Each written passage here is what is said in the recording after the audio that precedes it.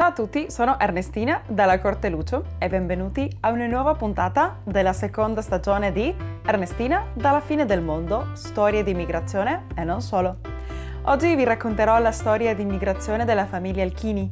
Inizia nella bellissima Vallada Gordina ed è stata Graziella Alchini a raccontarci questa storia.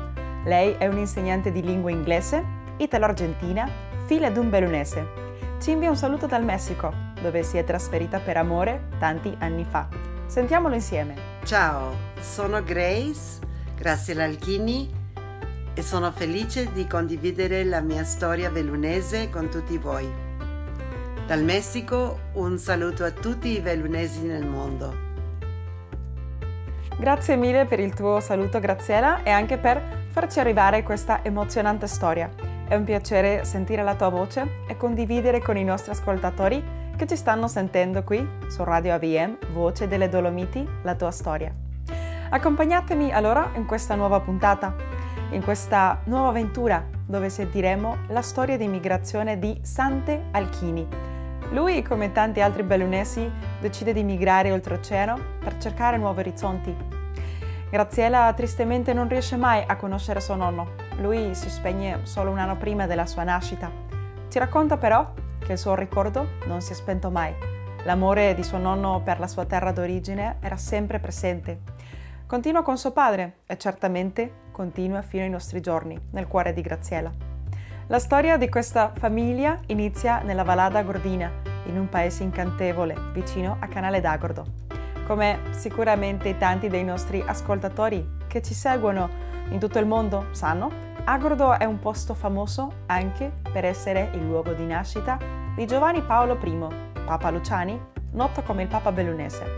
In questo posto incantevole, a pochi minuti dal centro di Belluno, è dove inizia questa storia. Nella verde e incantevole Vallada Gordina sono nati i nonni di Graziella. Sante Alchini nasce nel 1889. Col tempo diventerà una data significativa, già che solo dopo 100 anni il suo sangue tornerà in Italia, quando Graziella riesce a viaggiare in Italia per la prima volta. Ma torniamo alla nostra storia. Sante si sposa con Maria de Lazar e hanno messo in su una famiglia. In Italia sono nati la zia, Domenica, detta Gina, di Graziella, e il suo padre Ernesto, nato nel 1921. Poi, come tanti altri, suo nonno decide di cercare nuovi orizzonti e nuove opportunità.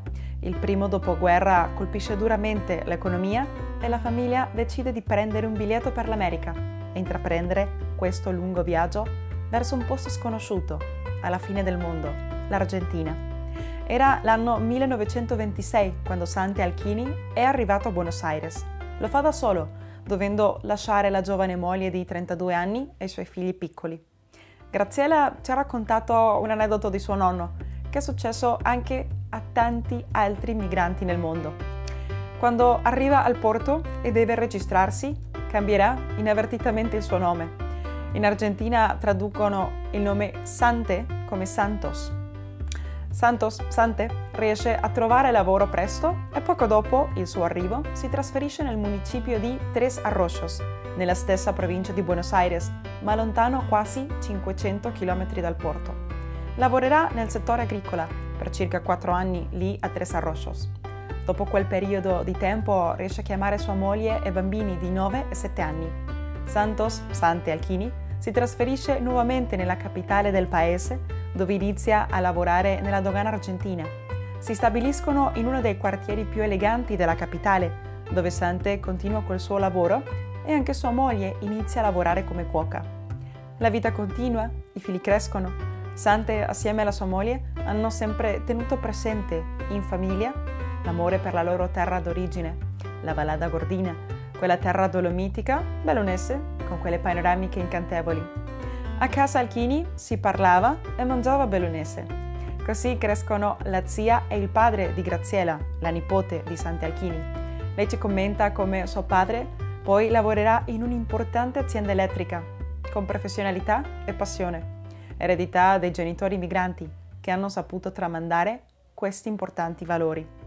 Il padre di Graziella conosce sua moglie, Tomasa Reynals, una bella ragazza argentina della provincia di Mendoza, provincia che abbiamo già visitato quando vi abbiamo raccontato la storia di immigrazione della famiglia D'Inca.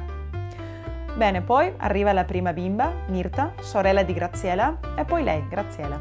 Purtroppo nell'anno 1964, alcuni mesi prima della nascita di Graziella, si spegne sfortunatamente il nonno Sante, quel bellunese migrante che arrivò alla fine del mondo per dare alla sua famiglia una vita migliore. Resta solo Maria, la nonna bellunese, che ricorda con tanto amore Graziella. Avevano un forte legame, anche se si spegne quando Graziella aveva solo 4 anni. Lei ci ha raccontato con tanta emozione i ricordi di tante parole in italiano che lei insegnava. Entrambi i nonni non sono mai riusciti a tornare in Italia, non hanno mai rivisto quella terra dolomitica che con tristezza avevano lasciato alle spalle. Neanche sono riusciti sfortunatamente i suoi figli, ossia la zia e il padre di Graziella, a tornare nella loro terra natale.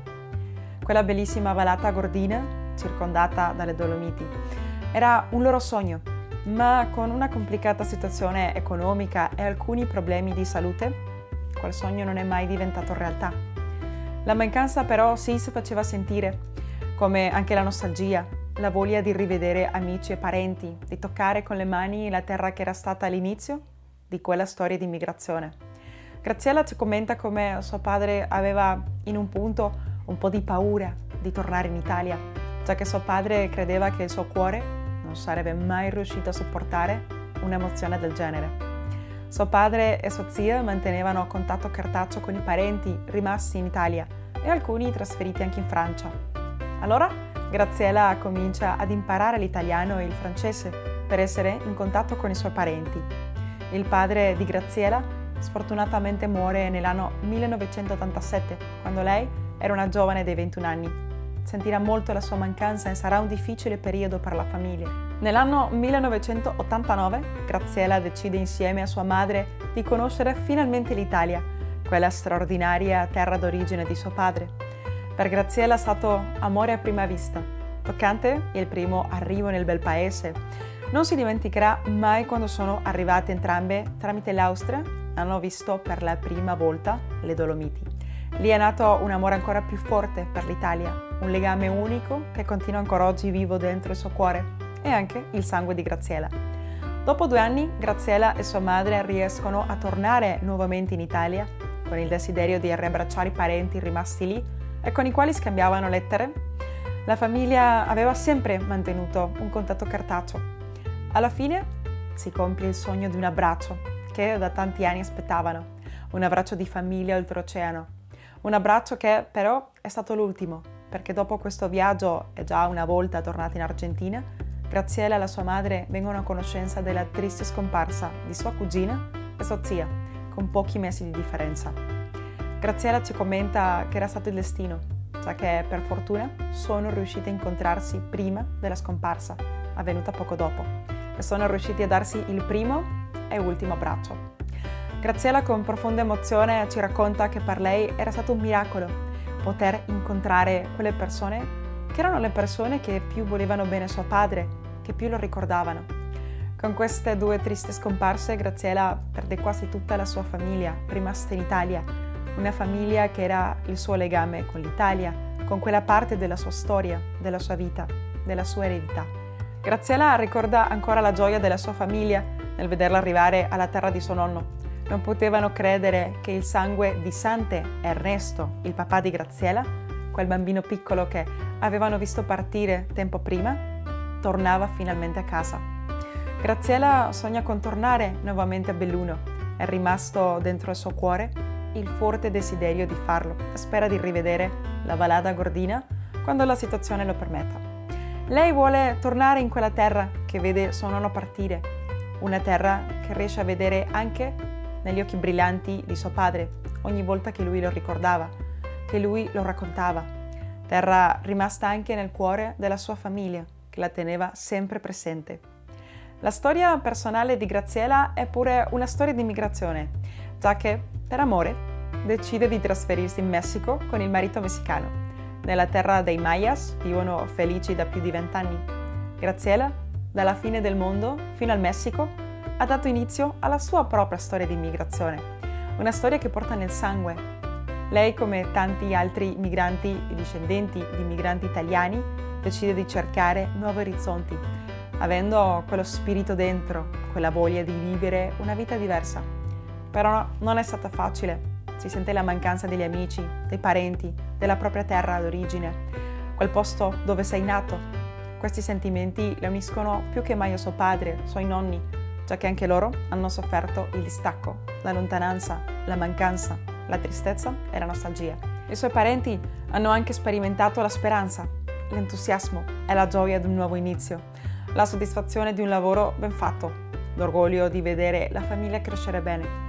Ed è così che mettiamo pausa a questa bellissima ed emozionante storia di immigrazione della famiglia Alchini, iniziata all'inizio del secolo scorso da Santi Alchini e che continua oggi con sua nipote, Graziela Alchini, da Belluno, nella Vallada Gordina, a Buenos Aires, in Argentina, poi in Messico, dove continua questo sogno, dove continua questa storia, che ancora ha tanto da raccontare. Cari amici, spero che la storia della famiglia Alchini da Belluno a Buenos Aires vi sia piaciuta. Ci vediamo prossima settimana. Intanto io vi saluto da qui, dalla fine del mondo. Arrivederci amici. E come dice il nostro motto, vicini e lontani, mai soli. Ringraziamo Ignazio Dalla Corte Lucio per la musica e il montaggio e Patrizia Lucio alla regia.